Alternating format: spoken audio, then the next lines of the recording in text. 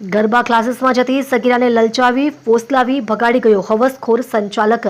ખોટા જન્મના દાખલા બનાવી કર્યું રજીસ્ટ્રેશન. સુરત જિલ્લા પોલીસે યુપીના ભેજાબાજને ઝડપ્યો. સાથે બોગસ જન્મ તારીખના દાખલા બનાવવામાં મદદ કરનાર ઈસમને પણ જેલના સળિયા ગણતો કર્યો. સુરત જિલ્લાના કીમ વિસ્તારમાંથી એક અત્યંત ચોંકાવનારી અને વાલીઓને જાગૃત કરતી ઘટના સામે આવી છે. 5 મહિના પહેલા સુરત જિલ્લાના કીમ ખાતે ગરબા ક્લાસીસમાં જતી એક સગીરાને ક્લાસીસના સંચાલક દેવેશ ઉર્ફે દેવસર પાંડે લલચાવી ફોસલાવી પોતાની પ્રેમજાળમાં ફસાવી હતી અને બાદમાં ભગાડી ગયો હતો. મૂળ ઉત્તર પ્રદેશના જોનપુરનો રહેવાસી અને હાલ કીમમાં રહેતો દેવેશ સગીરા સાથે લગ્ન કરવા માંગતો હતો, પણ પુખ્ત વયમાં સગીરાને થોડા મહિના ઘટ્ટા હતા, જેથી સગીરાને સગીર હોવા છતાં તેને મેજર સાબિત કરવા માટે ખેલ રચ્યો હતો.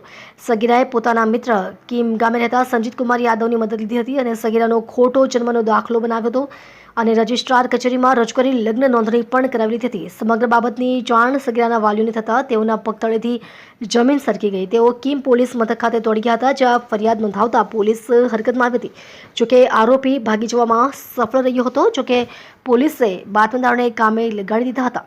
ત્યારે પોલીસે હાલ 5 મહિના બાદ ચોક્કસ બાતમીના આધારે સગીરાને ભગાડી લઈ જનાર મુખ્ય આરોપી દેવેશ અને તેના સહયોગી સંજીત કુમારને ઝડપી પાડી કોર્ટમાં રજૂ કરી 3 દિવસના રિમાન્ડ મેળવ્યા હતા. આ ઘટના બાદ સુરત જિલ્લા પોલીસ દ્વારા વાલીઓ માટે ખાસ અપીલ કરવામાં આવી છે કે વાલીઓએ જ્યારે પણ પોતાની દીકરીઓને જીમ કે ગરબા ક્લાસીસમાં મોકલવાનું હોય ત્યારે સંચાલકનું બેકગ્રાઉન્ડ, તેનું ચરિત્ર અને પારિવારિક ઇતિહાસ ચોક્કસપણે તપાસવો જોઈએ.